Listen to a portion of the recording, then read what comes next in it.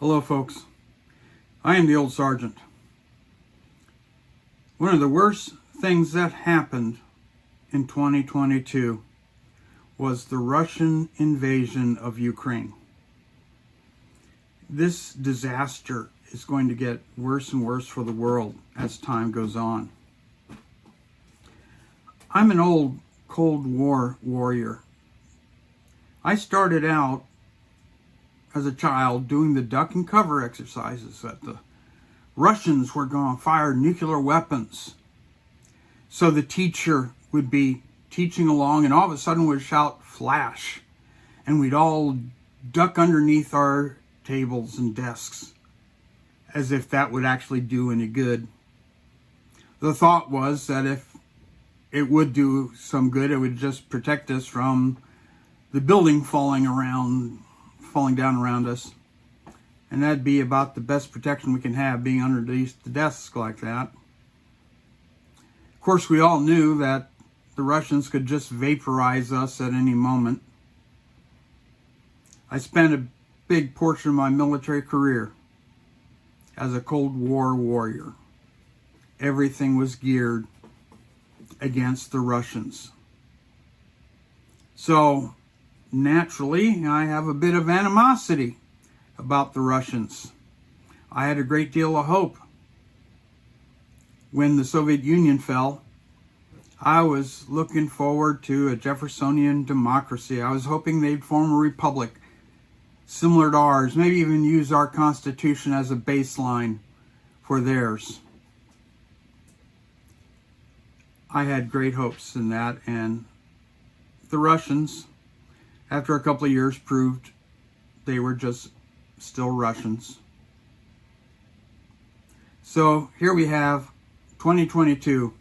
The Russians have made some military advancements already into Ukraine, and they needed to make more. Why? Demographics. While they were the Soviet Union, they had all the choke points for invading Russia covered.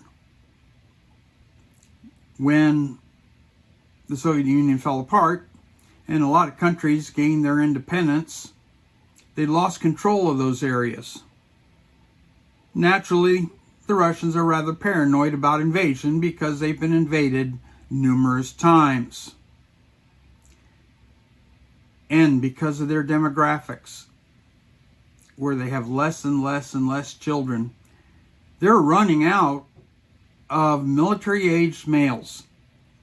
So if they were going to jump and do an invasion of somebody, it was going to be now. They really didn't have a choice in the matter other than to not invade, but they did anyway. So I was really surprised when nothing happened that I expected. I expected, just like the Russians did, that they'd roll in and after 4 days they would capture Kyiv and essentially take over the country, and that would be it. Little did we know that their military was so corrupt and so inadequate and so untrained and so ill-equipped and led by idiots that the Ukrainians were able to fight back. As the Russians were walking away from their equipment because they ran out of fuel and they're running out of food, they're walking back. And the Ukrainians stepped up and started beating the crap out of the Russians. Now, the Russian military strategy is to essentially throw bodies at it till we win. And they've made it very obvious in modern times, when we can see all this on video and audio, that they don't give a damn about their people. Their one main resource they have is the military-aged men. They need it to keep their economy going. They need those folks desperately. So what are they doing? They're killing them off as rapidly as they can, sending them into battle unprepared, ill-equipped, led by idiots.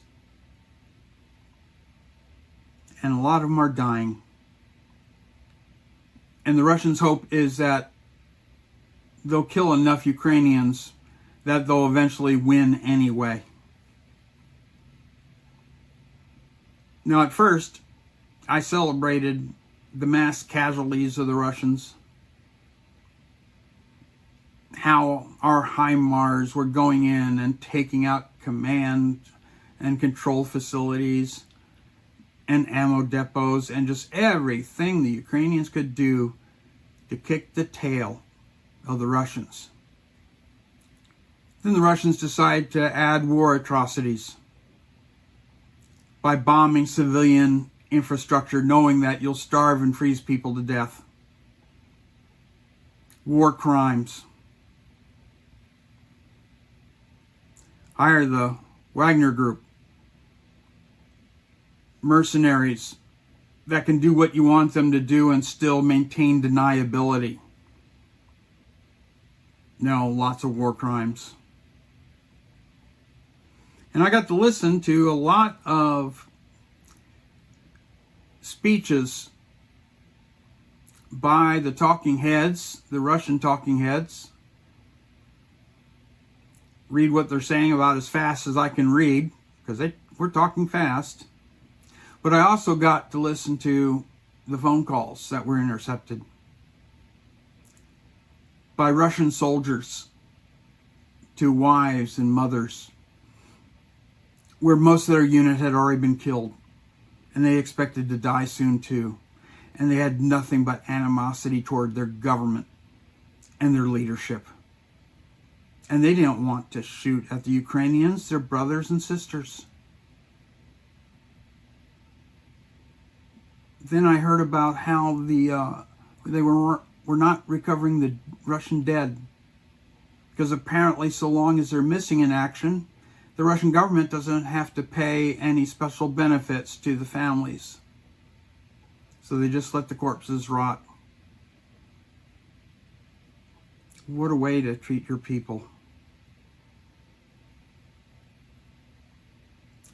So you think of all the stuff the Russians had done to the Ukrainians, to the Ukrainian people, the millions that have died, and all the Russians that have died, the mothers and wives in Russia that will never see their loved ones again for a purpose they don't understand and makes absolutely no sense to them. And Ukrainians fighting for their very existence, but wondering if they're going to have enough people to protect themselves from the Russians very much longer. And a situation Russia and the United States are in. Two nuclear powers. Russia has already stated that if Russia comes to an end, they're going to end everybody. They're going to start a nuclear war and destroy the world and kill us all, out of pride and arrogance. And their talking heads say it and their leadership say it. So, of course, NATO is going to be very careful not to get into a conflict, a direct conflict with the Russians. Don't want that to happen, because either way, it ends up with one side or the other destroying the world. Now, on top of all that, the mass starvation that's going to occur because of this. The Ukrainian flag is blue over a wheat color for a reason. That's blue sky over fields of wheat. Food, massive quantities of food that they used to export before the war. You have Russia with its natural gas and other stuff like fertilizer, that lots of countries depend on the fertilizer because their soil isn't good enough to grow anything without it. So they're looking at maybe they'll make it through this winter, but after this winter, we're getting close to mass starvation around the world, because a lot of people that need to import food can't find a place that's exporting any food. So the ripple effects, the economic ripple effects around the world are going to kill a lot of people. All because Putin was insecure and wanted to make a legacy. And the Ukrainian government was well known, very well known for being corrupt. We know all that because of all the Hunter Biden stuff. And other people we'll find out in the future that were involved in Ukraine for the money laundering and other illegal things, which is one of the reasons that they're really wanting to protect the Ukrainian government. We have a corrupt Russian government, corrupt Ukrainian government. The main victims in all this are the Russian people, all the people that have died, all the soldiers that have died, the grieving parents and widows, and the Ukrainians. The massive amount of debt of their military, of their civilians, of all their civilians that are going to die due to lack of resources because the Russians blew them up, to all the starvation that's going to happen around the world due to the lack of fertilizer and wheat because of this war. Even Europe is looking for resources like gas because they were pretty stupid in doing things like shutting down their nuclear plants. Now they really regret that.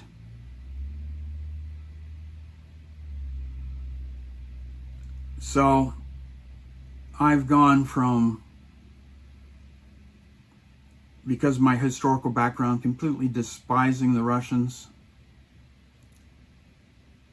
to thinking of what this is doing to the Russian people.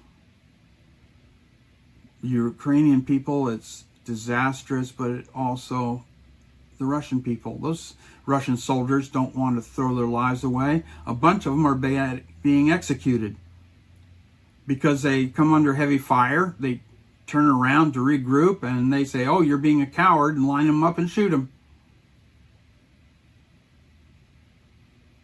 What a thing to do to your own men, your own country. And then it's bad for the world, all the other countries, that because they can't get the resources they used to under the old globalist system, the globalist economic system where you could go out and import what you needed and export what you were good at, as all that is coming crashing down. Partially because of this war, partially because of China, mainly because of the demographic change of the world.